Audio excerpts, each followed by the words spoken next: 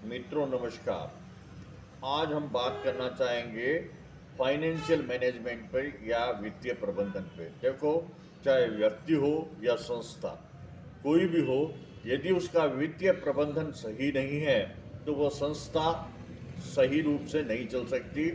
और जिस व्यक्ति का वित्तीय प्रबंधन सही नहीं है तो उसको ये पता नहीं रहेगा कि उसकी आय क्या है, उसका व्यय क्या है, उसकी बचत क्या है। तो वित्तीय प्रबंधन जो है, एक कुशल जो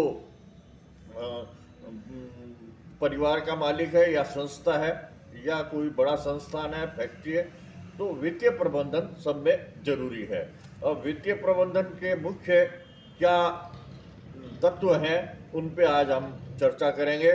तो सबसे पहले तो ये है कि बजट बनाना चाहिए कि इस वर्ष में कितनी हमारी आय होगी और कितने हमारे खर्चे होंगे। जब तक ये आपके पास कोई आंकड़ा नहीं होगा ना, तब तक आप कोई काम नहीं कर सकते। आय और व्यय का, कि इस अवधि में हमारी कितनी आय होगी और कितना व्यय होगा, इसका बजट बनाना जरूरी है। दूसरी बात यह है कि आप जो खर्चे कर रहे हैं ना, उस पर आपको नज़र रखनी बहुत ज़रूरी है।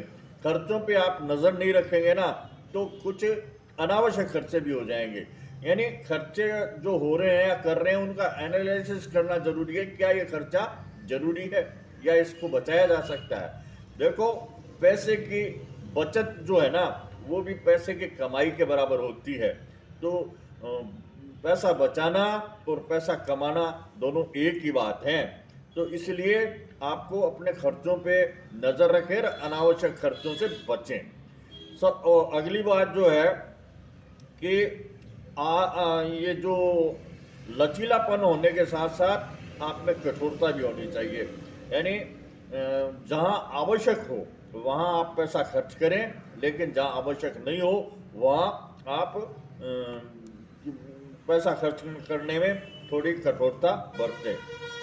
आपके पास, देखो, किसी भी आदमी के कोई भी जीवन में कठिनाई आ सकती है और उस कठिनाई का मुकाबला करने के लिए आपके पास धन होना जरूरी है। क्यों कि चाहे शादी ब्याह हो या कोई बीमारी हो या और कोई ऐसी बात हो, उन सबको निपटने के लिए देखो पैसा बहुत जरूरी चीज़ है।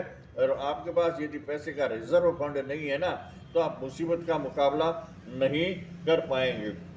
तो मुसीबत मतलब किसी भी कष्ट के समय और आपके पास पैसे की बचत होना जरूरी है।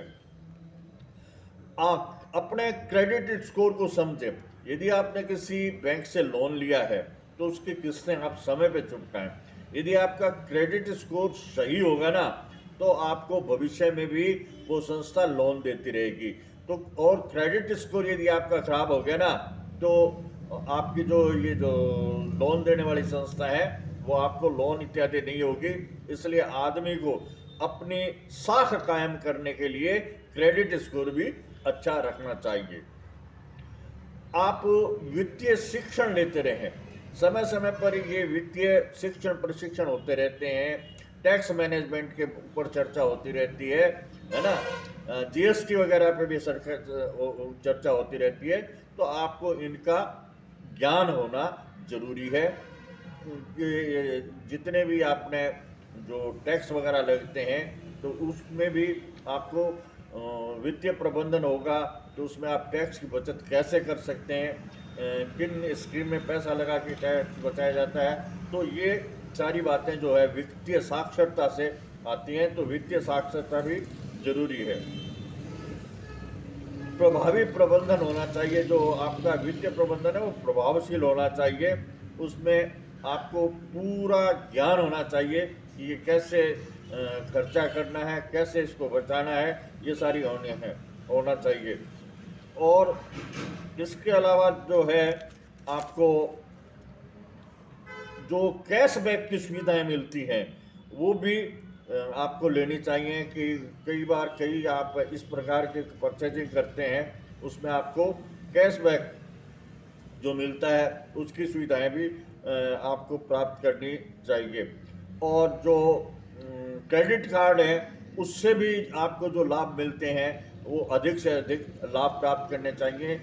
ये सभी बातें वित्तीय प्रबंधन में, यदि आपको अच्छा वित्तीय प्रबंधन आता है तो आप अपने परिवार को भी ढंग से चला सकते हैं। आप किसी संस्था के मालिक हैं तो उसमें तो बहुत ज़रूरी है कि आपको बढ़िया वित्तीय प्रबंधन आना चाहिए। आज के वीडियो में बस इतना ही, फिर मिलेंगे किसी अन्य वीडियो में। मेरा ये वीडियो अच्छा लगा तो कृपया लाइक और सब्सक्राइब करने का कष्ट करें। धन्यवाद।